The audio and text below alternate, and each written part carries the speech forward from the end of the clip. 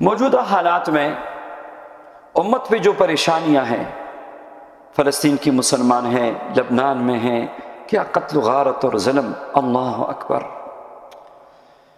دل میں درد ہونا چاہیے امت کے لیے۔ یہ نبی صلی اللہ علیہ وسلم کی امت ہے۔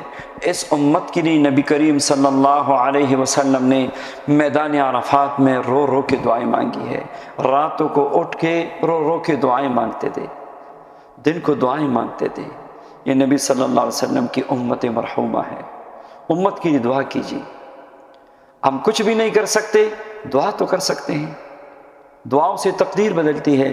اللہم انصر امت محمد صلی اللہ علیہ وسلم، اللہم تجاوز عن امت محمد صلی اللہ علیہ وسلم، اللہم فرج عن امت محمد صلی اللہ علیہ وسلم، اللہم اغفر لامت محمد صلی اللہ علیہ وسلم۔ یا اللہ، اللہم انصر، اللہ مدد کیجیے، اللہ امت کی مدد کیجیے۔ اللہم تجاوز، اللہ امت کی خطاؤں کو معاف فرما دیجیے۔